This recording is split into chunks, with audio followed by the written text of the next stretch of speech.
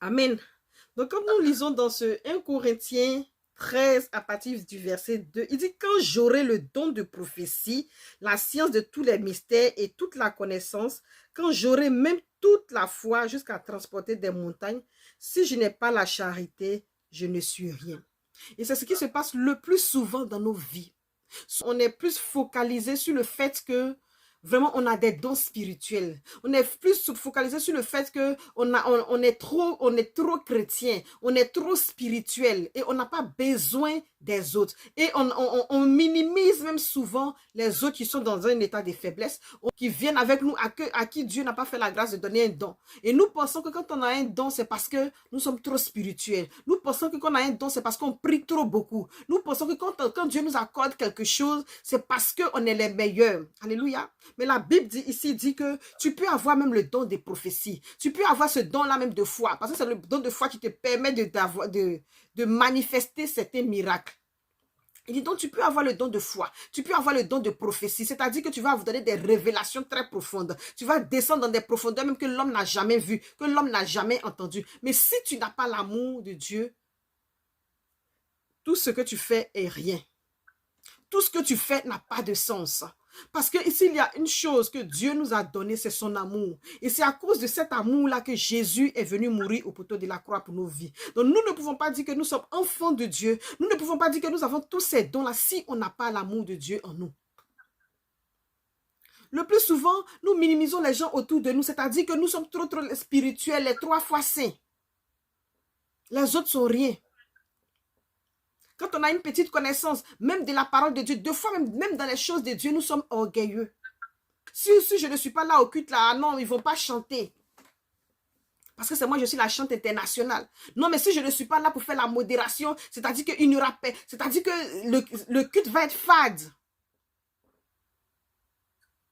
Non, mais si je ne suis pas là même la veille, là, si je ne suis pas là à la veille, même si on finit de prêcher, il n'y aura pas les prophéties, il n'y aura pas les délivrances. Donc vraiment, ma présence est indispensable. Ma présence est nécessaire. Et nous oublions que tout ce que nous faisons, c'est pour que nous ayons la compassion des âmes, que Dieu a mis en nous ses potentialités, que Dieu a mis en nous ses dons, que Dieu a mis en nous ses talents, de sorte qu'on puisse être une source de bénédiction pour notre assemblée, que nous soyons une source de bénédiction pour les gens autour de nous. Nous soyons une source de bénédiction pour ceux-là même qui ne connaissent pas le Seigneur.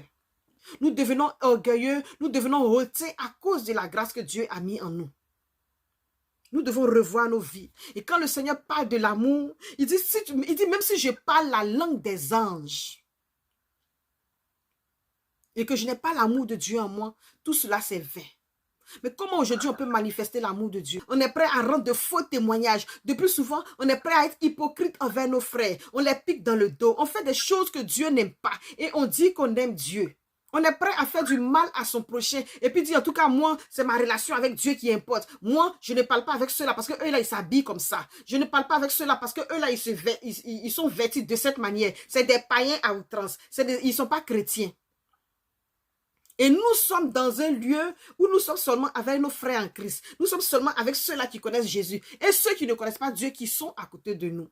Comment seront-ils gagnés à l'évangile si nous-mêmes nous n'avons pas l'amour, si nous-mêmes nous n'avons pas la compassion pour nos frères et sœurs?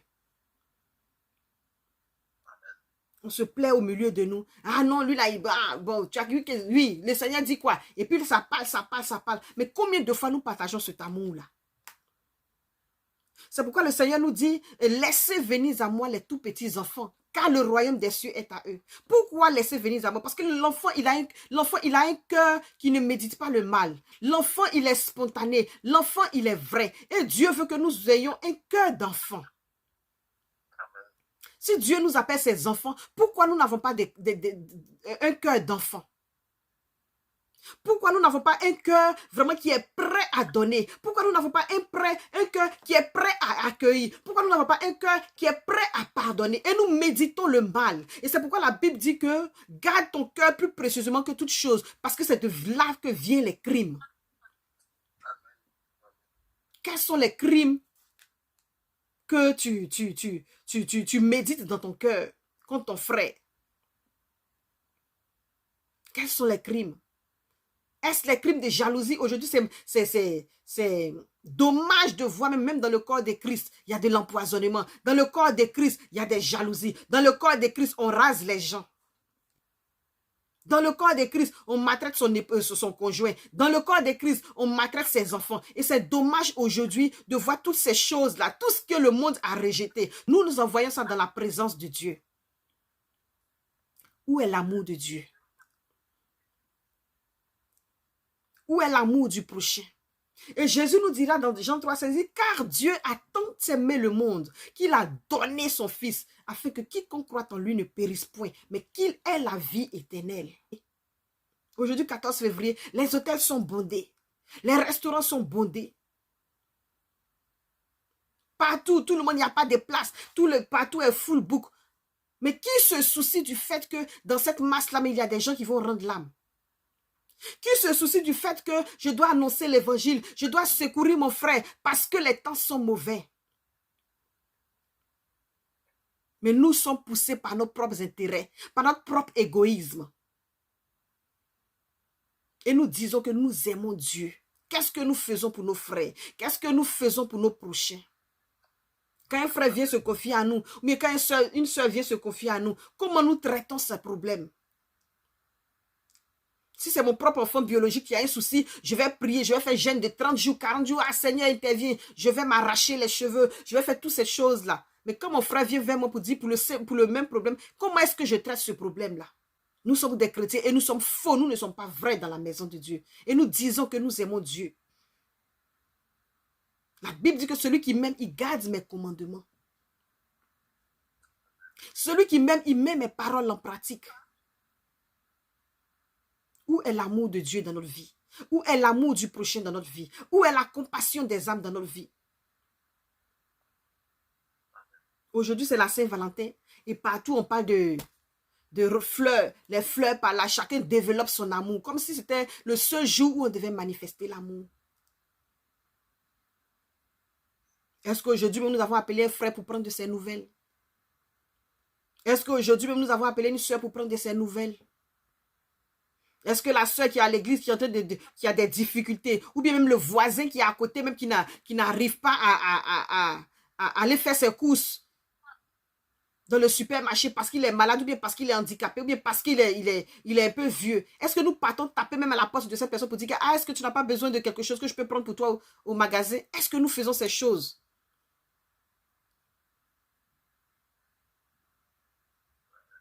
Mais notre évangile est limité. Quand nous sommes noirs, nous partageons l'évangile à des gens qui sont noirs. Quand nous sommes blancs, nous partageons seulement l'évangile à ceux qui sont blancs. Et notre centre d'intérêt, on est dans notre centre d'intérêt parce qu'on veut les gens de notre communauté. On veut apporter l'évangile à notre culture seulement. Alors, la Bible a dit, il dit, allez par tout le monde et faites de toutes les nations mes disciples. Comment est-ce que nous voyons l'amour de Dieu? Des fois, il y a des clochards que nous dépassons du matin au soir en allant au travail. Mais on n'a jamais même donné même un KFC à une personne pour dire, tiens, Jésus t'aime. Chaque jour, nous dépassons des clochards. Chaque jour, nous dépassons des drogués. Mais des fois, on ferme notre nez parce qu'on ne veut pas les sentir. On ferme notre nez parce qu'on ne veut pas qu'ils nous approchent.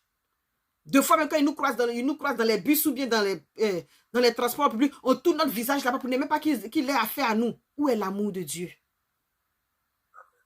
Jésus même dit que si tu aimes ton frère, à qui tu as l'habitude d'échanger, tu n'as rien fait. En ce moment, comment on veut? Où est l'amour de Dieu en toi? Si tu dois parler seulement avec celui avec qui tu es proche, si tu dois parler seulement avec celui avec qui vraiment tu as des affinités, et les autres, où est l'amour de Dieu? Et c'est de ça que l'amour que Dieu parle que l'apôtre parle dans 1 Corinthiens 13.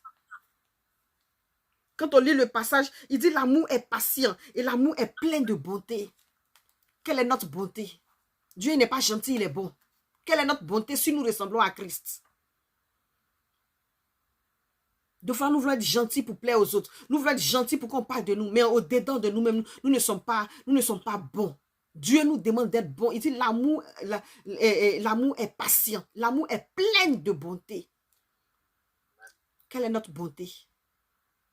La dernière fois que nous avons visité un frère ou bien une soeur même pour dire, ah vraiment, je suis venu te dire bonjour, que voilà une bouteille d'huile. La dernière fois que nous avons payé une carte de bus de semaine ou bien de jour à quelqu'un qui était dans des problèmes, c'était à quel mot? C'était quand?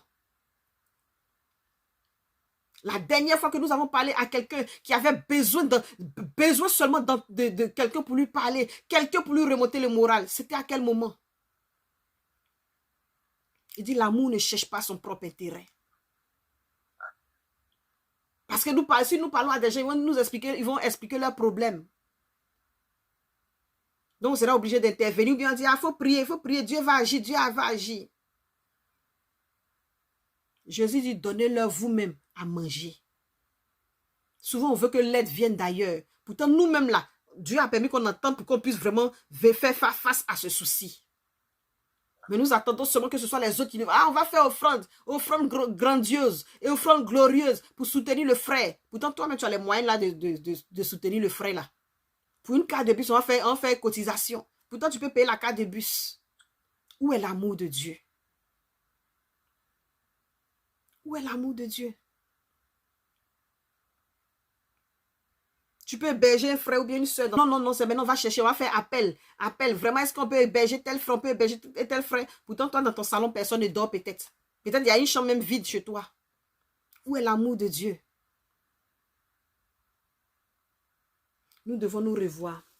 Nous devons nous revoir parce que ce sont des choses, on prie, on jeûne. Si c'est pour prier, on est champion. Si c'est pour faire des jeûnes, on est champion. Mais l'amour de Dieu n'est pas en nous. Et nous n'avons pas cette bonté-là que Dieu recherche. Nous voulons être gentils pour qu'on nous voit. Nous voulons être gentils pour qu'on parle de nous. Mais où est la bonté de Christ en nous?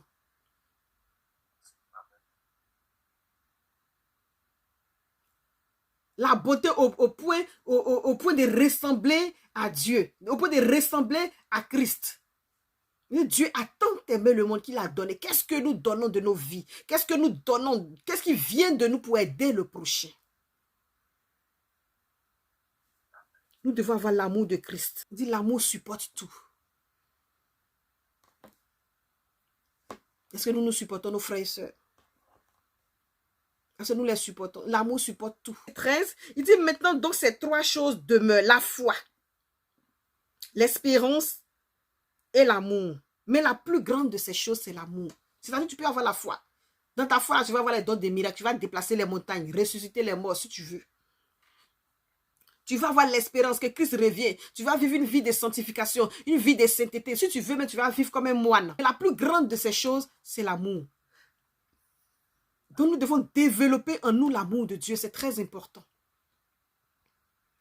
Et si tu fais toutes ces choses-là, que tu n'as pas l'amour dans ta vie, tu es comme un cymbale qui retentit, dit la parole de Dieu. Tu es comme un tonneau qui fait du bruit. Nous devons revoir notre vie. Nous sommes devenus trop égoïstes. Nous sommes devenus trop peu intéressés. C'est-à-dire que si je prie pour quelqu'un, je m'attends à ce que cette personne doit me donner la dîme ou bien l'offrande d'abord. Sinon, vraiment, je n'ai plus ce cœur-là pour prier pour la personne. Où avons-nous laissé notre zèle pour l'amour de Dieu?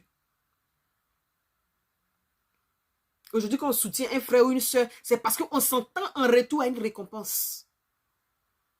Est-ce là l'amour de Dieu? Nous devons revoir nos vies. Aujourd'hui, c'est la Saint-Valentin. Tout le monde est en train de célébrer l'amour. Donc, je voulais profiter pour parler de l'amour de Dieu. Pour parler de l'amour de Dieu. Quel est l'amour que nous avons pour Christ? Comment nous donnons cet amour-là à Christ aussi? Amen. Amen.